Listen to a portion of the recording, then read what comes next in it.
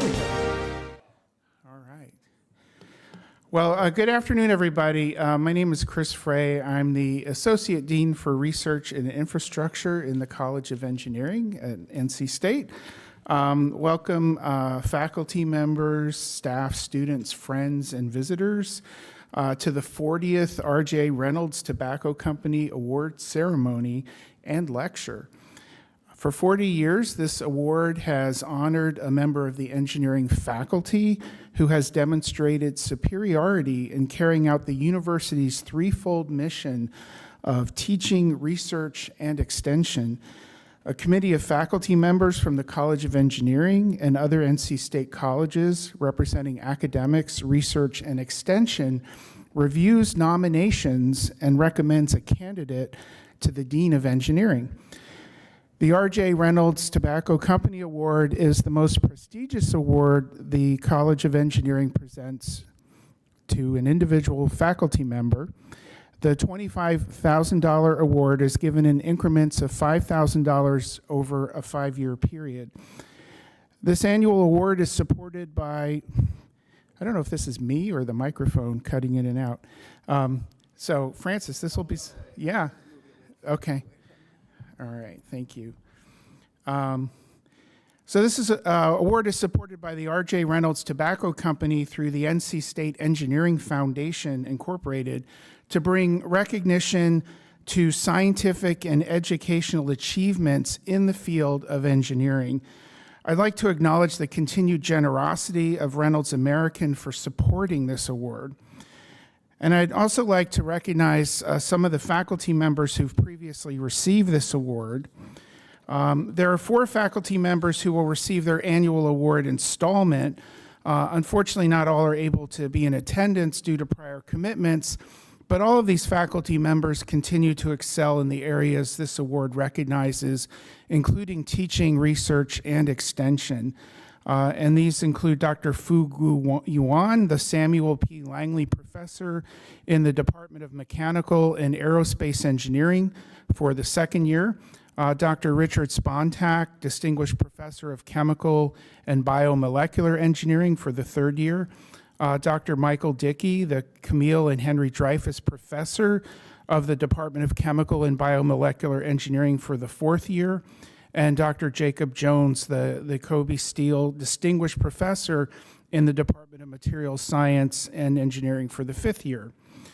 So thanks to these faculty members for their dedication to teaching, research, and extension. And they exemplify the think and do spirit of NC State, a proud land-grant and practical university that is here to serve North Carolina, the United States, and the world. We do this, our faculty do this, by identifying and addressing societal needs and challenges through the development and translation of fundamental knowledge to provide solutions. And now I'm very pleased to welcome NC State College of Engineering Dean, Jim Fentner, to the podium to present this year's R.J. Reynolds Tobacco Company Award.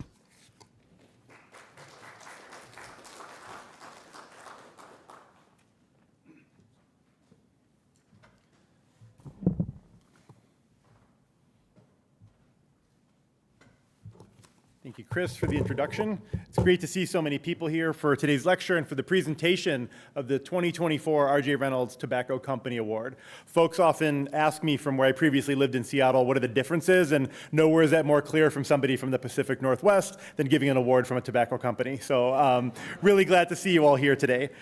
At this moment, I want to briefly recognize the Department of Civil, Construction, and Environmental Engineering, the home department of this year's recipient. I'm honored to announce this year's recipient is Dr. Francis de los Reyes III. Why don't you come up while I brag about you?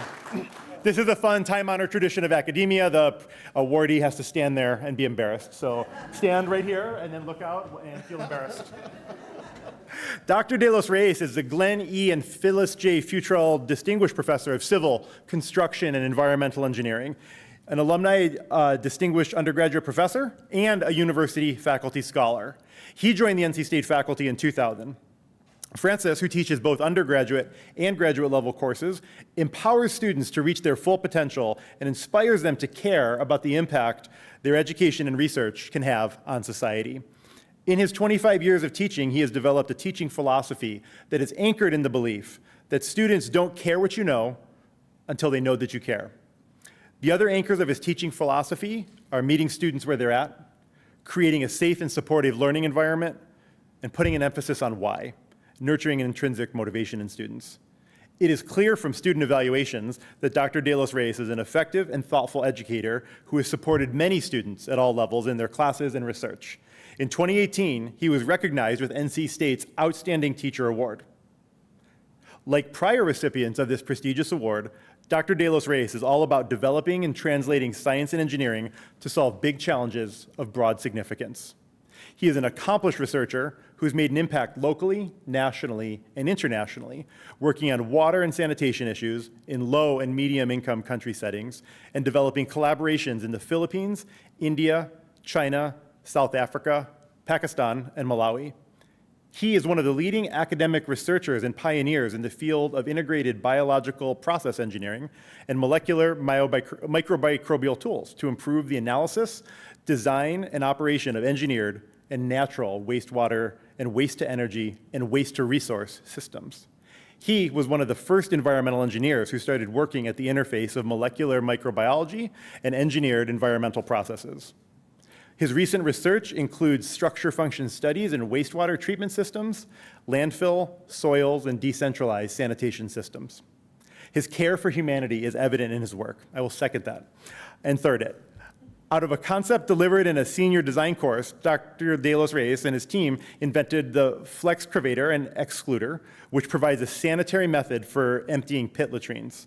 He and his group won the RELX Group Environmental Challenge in 2018 and the Patents for Humanity Award in 2020 for their work in developing technology.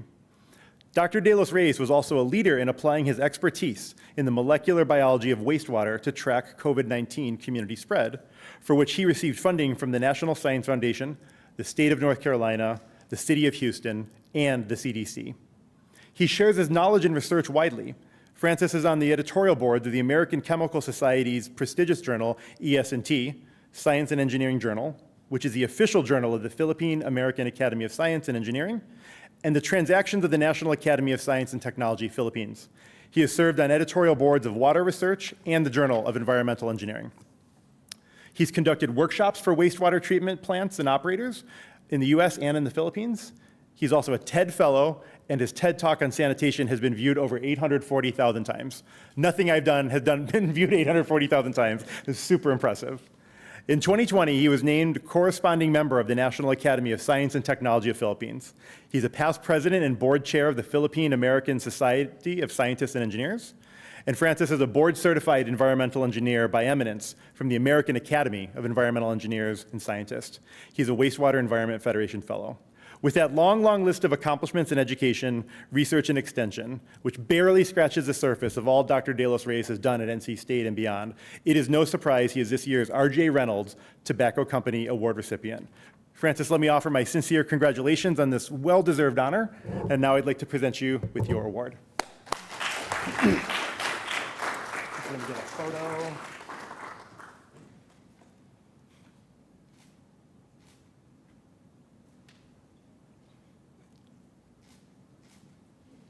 I'll take this back down so it doesn't. Don't go anywhere. Now we're proud to present Dr. De Los Reyes' lecture, Intersections and Interfaces, a journey through water, waste, and equity challenges. The podium is yours. Thank you. Thank you, Dean Fentner. That was a long time standing there. I wanted to tell the story of my academic journey, hoping that might be insightful and useful for some. But I also wanted to acknowledge that this week has been tumultuous emotionally for a lot of you, a lot of us. And so I wanted to offer one of my favorite places in the world. Place I go to for relaxation, rejuvenation, reflection. Maybe some of you know what I'm talking about.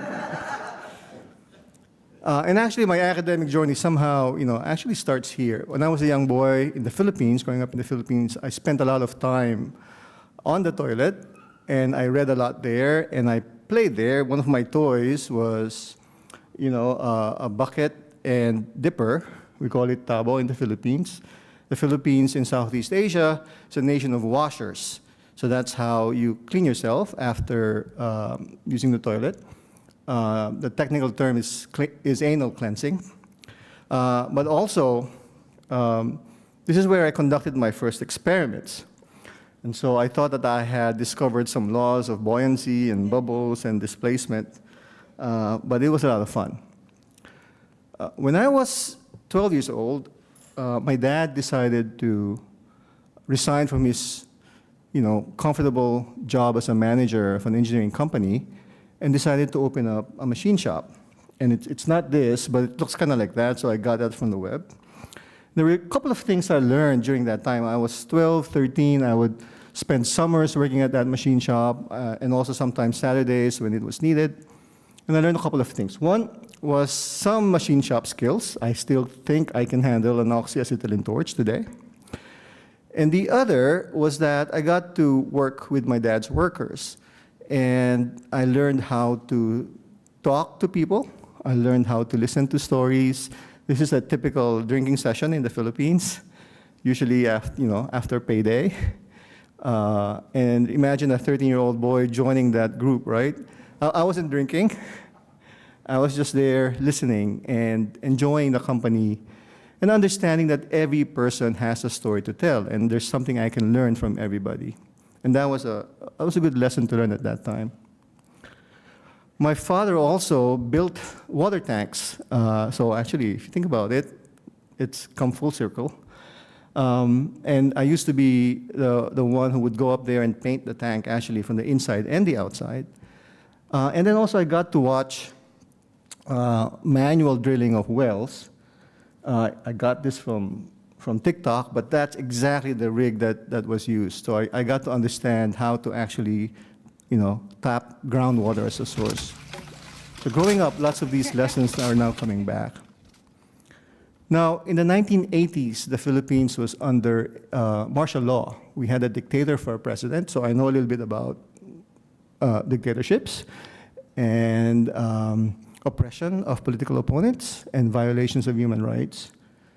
And at the same time, there was an increasing and widening gap between the rich and the poor. And so growing up, this was the environment I was in, and I became quite aware of some of these social issues.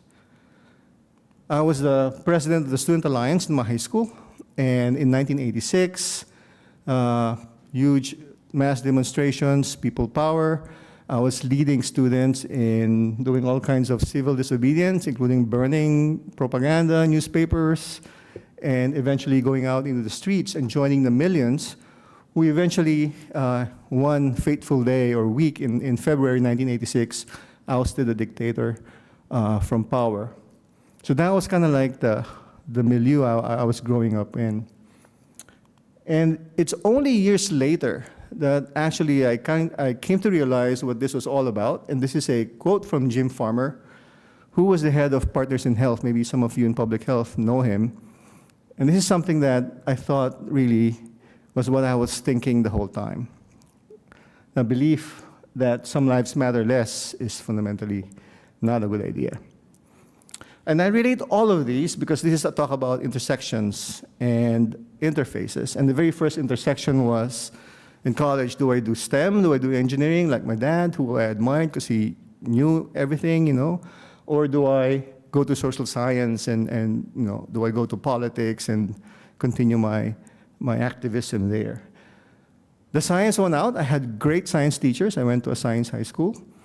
And so I decided to go to the University of the Philippines and become an agricultural engineer, thinking that technology would help,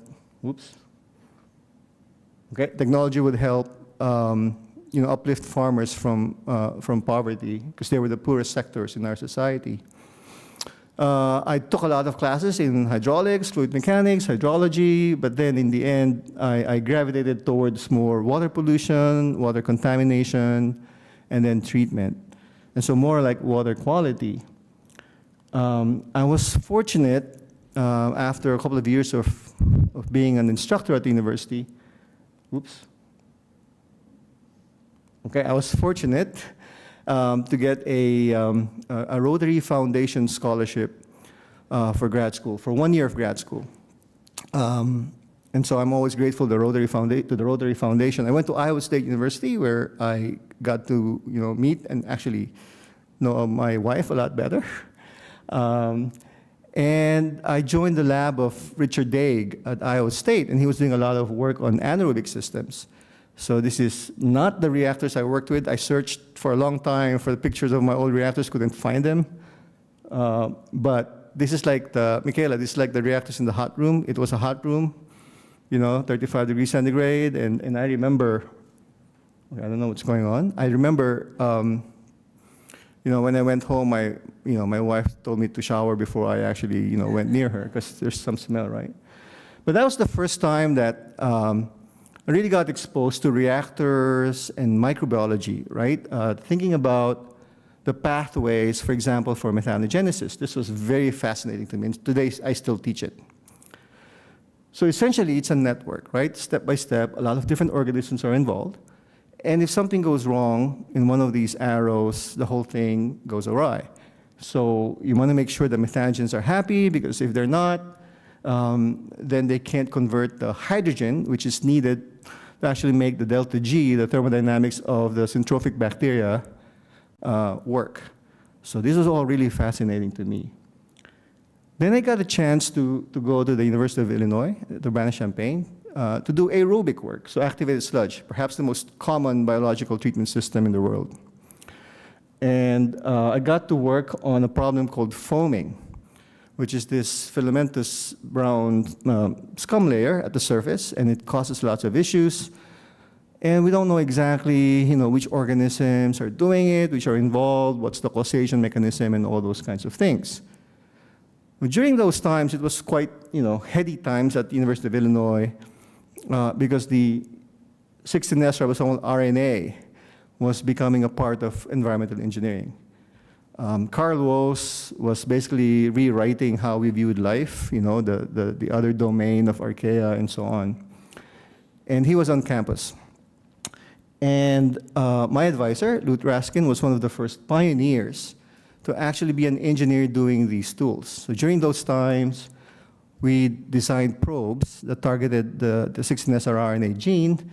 And during those times, we didn't have all kinds of fancy labels. We had actually to attach P32, radioactive label. And so this is an example of a membrane hybridization. We designed these probes. We tested them out, like what you would call a northern blot now that nobody does anymore. There was a lot of radioactivity in the lab. And we could quantify how much of the filaments or organisms were involved. I learned in that lab, I actually brought this technique to the lab from Europe, from collaborators, called FISH, fluorescence in situ hybridization. So instead of a radioactive tag, you can tag it with a fluorescent dye, and under fluorescence microscopy, you can see the filaments light up. So here's one picture. One of the surprising results from my dissertation was that even non-filamentous forms of these organisms can cause foam. And I could see them light up, and I was really afraid of publishing that, because I thought, well, nobody had said that before, and I thought if I was wrong, that's the end of my budding career. Looking back, it was a lesson on taking risks and trusting the work, right? If you did the work right, it is what it is, I'm going to publish it, and I was very happy that others were able to get the same results. So now it's quite well known that this organism goes through life changes that actually has some non-filamentous forms. So with those two things, I got hired at NC State. I was very lucky right after grad school. I turned in my thesis December 99. I started here January 2000. I thought that they hired me because I could do a couple of things. Microbial ecology and environmental engineering, it was quite good, because I would go to an ASM, American Society for Microbiology conference, and if people asked me too difficult a micro question, I would all say, oh, I'm just an engineer. I couldn't pull that off the other way.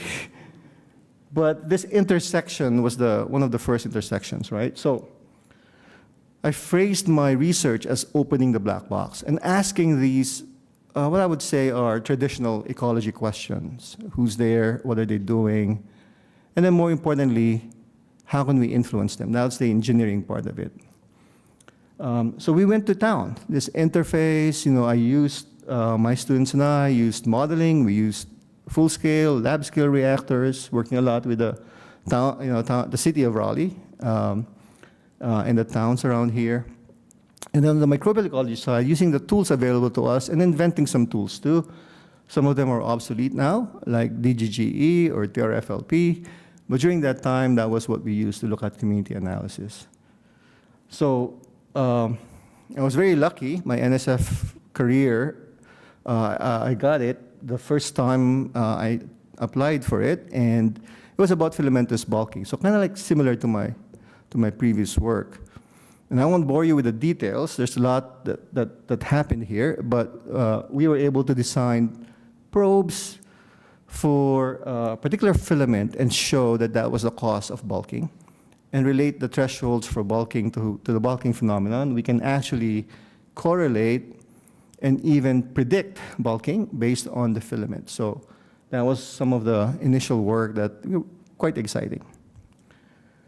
Later on, one of my first PhD students actually extended that work based on things like kinetic selection to come up with a new framework for understanding the competition between filaments and floc formers. So I thought that was really cool that we were actually extending the knowledge here, right? And so we went to town, lots of complex environments, activated sludge, landfills, working with mort barlas, soils, swine waste, working with Jay Cheng at Bayan and Ag Engineering, sediments, and so on. We did a lot of this work, and my students who graduated did both the biotechnology work and also the engineering work. But I was in search of a framework. You can probably spend your career doing that thing, right? But I wanted to figure out what is the framework here. Here's one of my most favorite graphs, and I know they show this in 573, because I put them in the notes. From Eugene Madsen from Cornell. And I thought, very simple, but it explained a lot of things for me. Like, what happens when I go across the scales? What happens to artifacts? How can I explain things? And being mindful about the choices I make. Because in the end, environmental engineers work with complex environments, and it's not pure cultures that we work with. So I was in search for explanations, and this was a time for me to reflect and think, and think about things like causality, more philosophical things that luckily got published too, confounding factors and so on. Later on, we pushed that even forward with some of my students, with thinking about how do we design experiments to test these things. Methodological approaches. So here's one where essentially we said microbial surveys and treatment systems or treatment experiments where you have a control and then you have a treatment reactor. So everything's the same except you change one thing. We thought that was limited. We thought you had to go through things like common garden experiments or reciprocal transplants, and these are things that soil scientists use. Or maybe interaction studies. And we try to think about what should we do when we're thinking about these things so that we can actually say more about the system. Because the challenge was to relate the engineering to the microbiology, right? So the system that we chose was grease interceptor waste. So a grease interceptor is a tank that's under the parking lot of every restaurant that you know of. It catches the fat soils in the grease so that they don't go to the sewer line. And this is a picture of one of my students, Ling, out there with the town of Cary. And so it's got this fat soil and grease, highly energetic waste. And the idea was that maybe we can convert this to energy through anaerobic treatment. I'm going back to anaerobic treatment, right, which I did for my master's. As an aside, if we allow that fog to go to the sewer line, we're going to get fatbergs like this, which basically clog the sewer lines, and then you're going to get sanitary sewer overflows. Big issue. We, meaning Tarek Aziz here and Joel DeCoste, our team, was the one that figured out, one of our grad students, Shah Her, was the one who figured out the mechanism for this fog deposit formation. And it's a saponification reaction. It's a metal salt like calcium reacting with the free fatty acids. You get a soap-like substance, and that's what a fatberg is. It's a soap-like substance. It traps then everything, and it just builds on. But that was one of the major mechanisms. So we're quite proud that we actually were the first to prove and show that mechanism. But I don't have time to talk about that. I want to talk about this new type of experiments that we were thinking about. So this is called a common garden experiment. So the idea was that I start off with different gardens, different microbiomes in this case, which we cultivate by feeding them different substrates. So now I start off with different microbiomes. And then I perturb it, in this particular experiment, 3 levels of stresses or perturbations with more grease interceptor waste. And so the idea is, if we have different starting points, we hit them with the same stress, we're going to see what happens and figure out which organisms are responsible. So I won't bore you with the details again, but I just wanted to show you some of the major results. One, you can see that the different substrates, some, and look at the boxes, after the stress, some actually were inhibited. The methane yield went down. But some, after the stress, actually did better. And these were the ones that were acclimated. And that kind of all makes sense. But the nice thing now is we have these new tools. We have DNA sequencing. In this case, we're still using the 16S rRNA gene, but now we have a tool that can tell us what happened to these microbial communities. So we can go to the microbial communities. And this is a plot that shows how similar the communities are. So each of these dots or circles is actually a community, and the farther away they are from each other, the more dissimilar they are, right? So the closer, the more similar. So the successful ones went one way, and then the inhibited ones went the other way. So there's really a difference in microbial communities. That explained why some failed. We can go even deeper and identify which of these organisms are actually changing. So the ones to the left of the box are the ones that failed. The ones that are inside the box are the ones that succeeded. And then you have before and then after the perturbation. And you can see I highlighted some of the organisms that actually increased or changed. And so from here, you have an idea of which organisms are actually responsible. Now, a series of experiments, not just that one experiment, but more students working on lab-scale reactors. And we figured we developed a map for developing a high-rate system. And so on the x-axis here is the organic loading rate, and on the y-axis is the methane yield, which we want to be as high as possible. So essentially, if you step through it, if we keep increasing the loading rate, you can get to a very high level, but if it's too high, it will come back down. And that's with step feeding. Okay, so you step up and you stay there, and then you step up again. But then it can recover, and then you can actually get very, very high methane yields, 75% of addition. You can also do pulse feeding, which is you pulse the stress for a short amount of time. And if you do it wrong, you're going to be overloaded. But if you do it right, you can keep increasing the methane yield. But if the step is too big, it's going to crash. But at the end of this series of experiments, we have pretty much the highest loading rates reported in the literature. And I haven't checked recently, but I still think the record stands. And we did this by training. And the training is the right food with the right step. Essentially, it's actually quite simple. If you need to stress the system so that they will get better, but it has to be a sublethal stress. If you take a too big a step, the reactor's going to die. And it makes sense, right? From, in hindsight. It's kind of like, yeah, that's how I trained for a marathon back when I was running marathons, right? You don't want to run 10 miles off the bat. You do it, you build up your thing. So that was really useful. And it was a lot of fun doing these experiments with students. But then I really started thinking about, all my research, my work applies to what I would call the global north, right? High-income countries like the US. But I'm questioning if this is really relevant to a lot of people in the world. And so the traditional way, our traditional infrastructure is you get water from a source, big lake, a reservoir, you treat it in these large treatment systems, and then you pump it miles and miles through large pipes to houses where they actually use it to flush, clean drinking water quality, to flush toilets, and then you collect it all again through miles and miles of large pipes to treat them in these large wastewater treatment plants.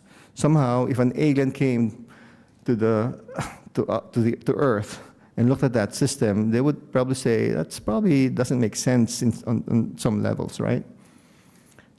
And these are not the toilets I see when I travel. These are pictures from South Africa and Malawi and Kenya. And in fact, some of the world, this is the situation. There are these pit latrines that are emptied manually. You have workers that go down in there and manually empty the pits. And then when they get the fecal sludge out, they actually throw it down into a receiving body of water. And so the statistics are crazy, right? Almost half of the population of the world don't have access to toilets at home that safely manage their waste. So they might have a toilet at home, but it flushes to the environment, largely untreated. And you have billions still who don't have basic sanitation services, and this is defined what this level is, basic sanitation service. We still have open defecation, and this is from 2022, so the latest data that we have. So there was a turning point in my career when I was somehow chosen as a TED Fellow, not sure why. I think it's not just the research, but also some of the work that I do with nonprofits. But that work has opened up to me, the possibilities of science communication and also thinking about being an advocate for sanitation. Last few years, I've been, making these or authoring these TED Ed videos that are animations and to reach more middle school, elementary school, high school students, and it's very gratifying to see how many people actually use this for lessons. So at this point, I was thinking about the intersection between engineering and global sanitation. In 2013, there was a call for the faculty clusters, and I was fortunate that the idea for a global WASH cluster was approved by the provost. And so now we have Aisha is here, and Angela and Raymond, thanks for coming. They're all successful individually and tenured and doing great things. And so we're also doing things together, but also individually. So I think in many ways, that's probably the greatest, thing that I can leave behind at NC State is the Global WASH Cluster, because they're gonna do better and greater things. But it was hard to get funding in this space. Hard to get funding in global sanitation. NSF won't really, I tried WEF, I tried NSF, really didn't get any funding, but luckily, we got some funding from the Gates Foundation around this time. And we focused on technologies along the sanitation value chain. So you got the user interface on the left, the toilet, and then the waste has to be contained, maybe emptied and transported to a treatment plant, and then treated, and hopefully also recycled or reused. So we decided to focus on a call on the emptying and transport of fecal sludge. Because a lot of people still use pit latrines. Almost 1.8 billion people use pit latrines. And again, you see the picture on the left. The picture on the right is taken by my friend Dave Still in South Africa. You can see the guy's got a mask, but otherwise he doesn't have any PPE. So it's a dirty business. And so the call was for a machine that can empty pit latrines effectively. These are the criteria. And like Dean Fentner mentioned, this was actually a senior design for Tate Rogers, who's there now, and Tate is quite well known in the field and has his own engineering consulting company working in this area. And then Bob Borden was actually the senior design instructor at that time, and then he asked me to join him because he said, you know more about waste than I do, and I said, sure. And that was initially a $100,000 grant, and it stretched on and until I took over, and took 10 years, and we were developing this machine. And later on, we were joined by Jocelyn Tsai, and Walt Beckwith was with us from the very beginning. So this is a story of failing repeatedly. We designed something in the lab, and then we'd go out, we'd test it with our synthetic sludge, and then we'd go, and it worked great. And then we'd go to the field, maybe India, maybe Malawi, maybe somewhere, and then come back really devastated because something went wrong, and there was always something wrong. And it was a story of lab, field, and just being honest and saying, this doesn't work, how do we fix it? And these are some of the iterations. There are more, more versions of these machines. But eventually, well, first of all, why was it difficult? It was difficult because for some of these countries, the pit latrine is actually used as a solid waste disposal method. So there's a lot of trash. Not everywhere. I actually came up with a typology of pit latrines. But a major portion in Kenya, in Zambia, in Malawi, they had to do something called fishing. Because if they just pump it out, it's going to screw up their pumps. It's actually going to not work. Fishing means putting a lot more water, mixing it up until things float, and then they manually grab the trash, which is drenched in the sewage, in the sludge, right? So you can see it's a dirty, dirty business. So in the end, we actually came up with something like an active screen that worked, and this is, oh, I wish I can, oh, there's a video here. Oops, forgot to tell you about this video, but it's okay. It's a video of really nice, oh, there it is. Trash-free sludge. Really beautiful.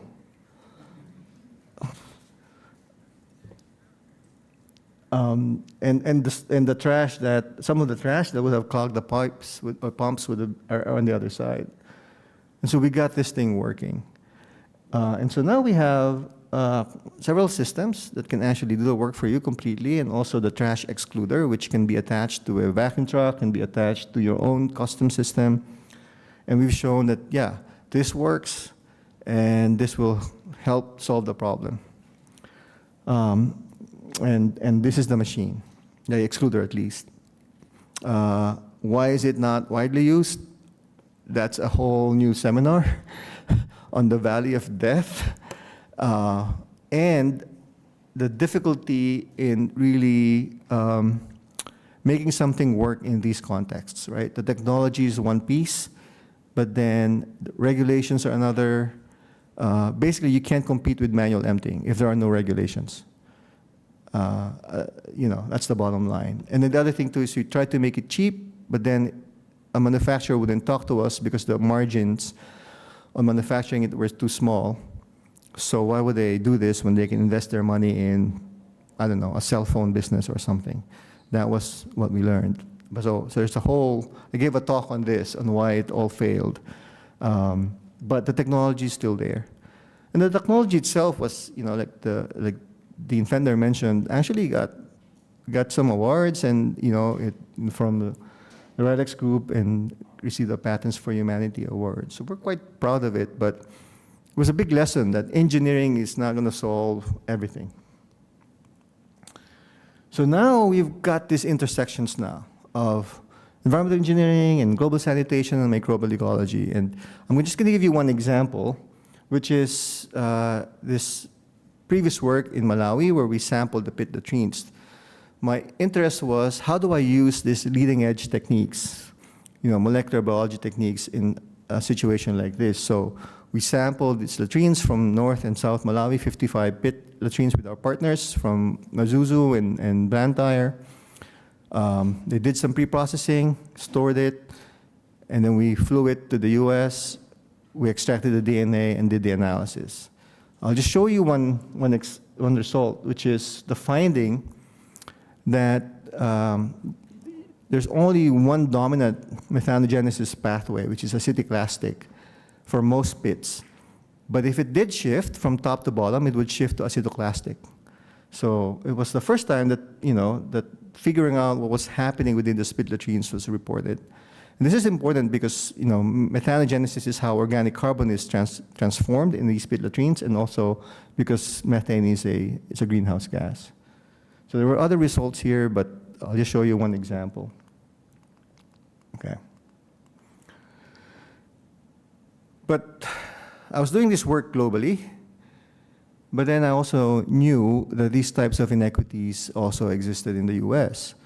We have more than 2 million Americans who don't have access to clean water and sanitation.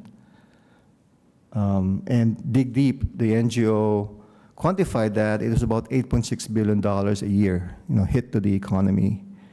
We have this picture in the middle, which is, it's called a straight pipe. So essentially, this is from Lowndes County in Alabama. You probably have heard about this.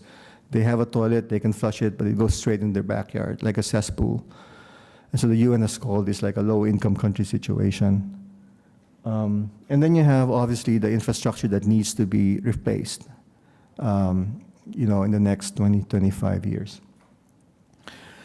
So I organized a group of faculty to come together and rally around this vision of infrastructure that's sustainable, that's resilient, that's equitable, and that serves the needs of everybody, especially those underserved communities.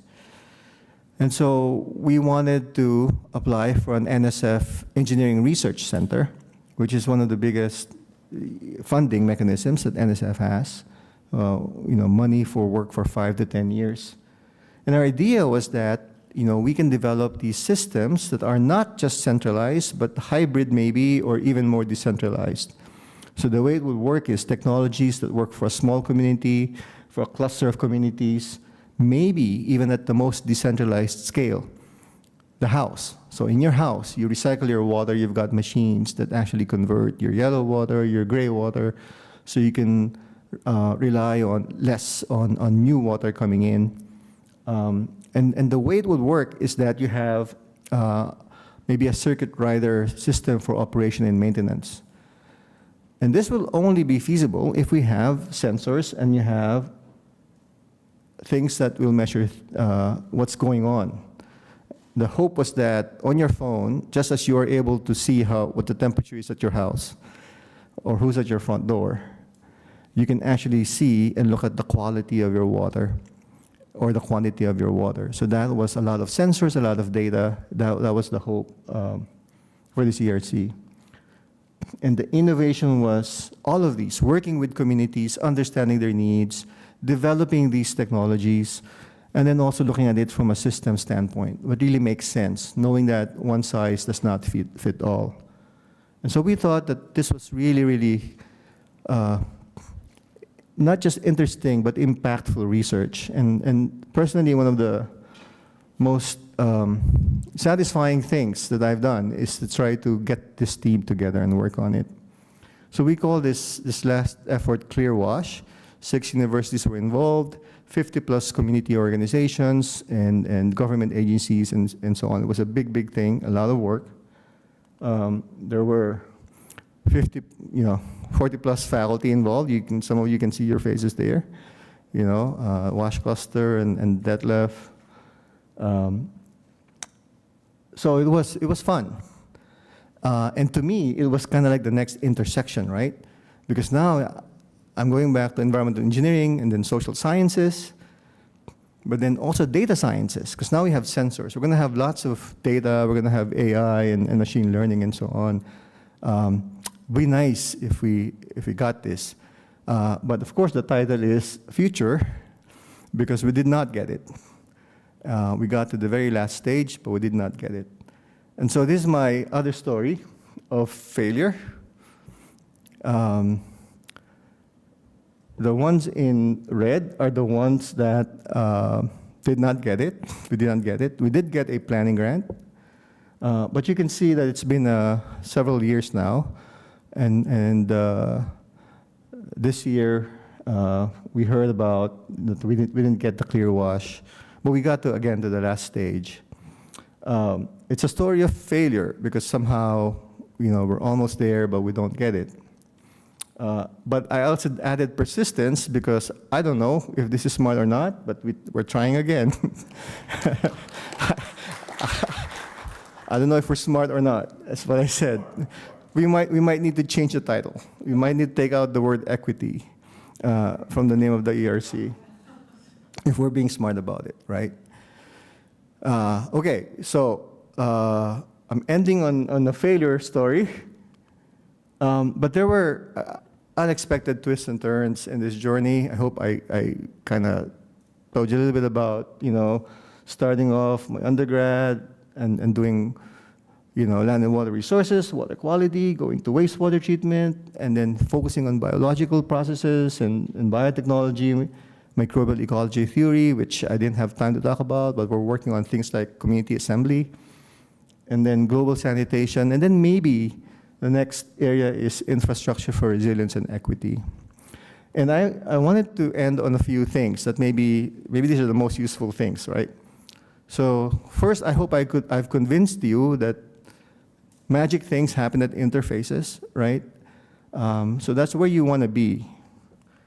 The second is this idea of the adjacent possible. I don't know how many of you have heard about this, but the adjacent possible is being at the leading edge of your field, and then sticking your head out and looking around and looking at the other fields, maybe in microbiology, maybe in data science, maybe in social science, because that's where you can make the next big step. And you don't know where it's going to go.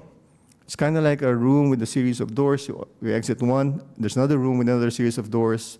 You go to that other door. Before you know it, you've gone a long way and you've pushed the frontier. But you can never predict where it is, right? Because you can only connect the dots afterwards. And then, obviously, being comfortable with failure. To me, it's, sometimes you just have to keep trying and just being persistent. And then the last one is rethinking engineering research. To me, I think most people frame it as this: can we do it? And then should we do it? And then let's go ahead, figure out how to do it. I've given this a lot of thought, and I didn't know I was following this in my career. But I think we should flip it around. I think we start with, should we do it? Is it something that we should do? Given our interests, given our motivations, given the impact we want to have on the world. Maybe start with, is this something that ought to be done and that I am compelled to do it? I think the focus is a little bit different. I know there's lots of talk about numbers and research dollars and metrics, and looking back, I've been aware of those, but I've never really focused on those things. I thought maybe this is interesting research, and if we do good, if we are actually serious, things will happen and things will follow. So I think, I don't know, that's just my way of looking at things. And of course, none of this will happen without the sponsors of entrusted us with their money and partners. Erica from the city of Raleigh is here, and appreciate the support over the years. And then, as you all know, we don't really do this. Our students are actually the ones in the lab doing this and grappling with the details. And I'm really proud of my students, past and current, and really proud of what they're doing now and their impact on the world. And I'm really excited to see what they will do next. Because they're the ones, at the end of the day, they're a legacy, right? As professors, they're the ones who are going to make an impact on the world. And then finally, I want to thank my family. This is my last slide. My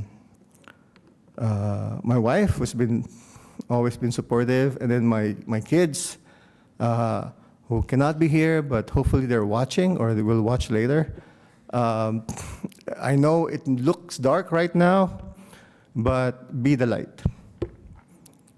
It looks bad, but be the good.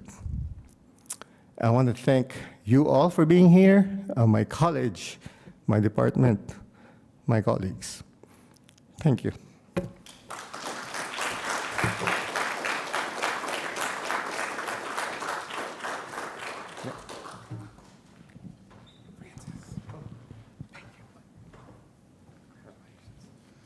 Thank you. Thank you, Dr. De Los Reyes, or as I've known you since 2000, Francis, for your presentation, and congratulations again on a well-deserved award and recognition for the incredible impact you've had and that you've made here at NC State and beyond. Francis did better than I can in thanking you all for attending today.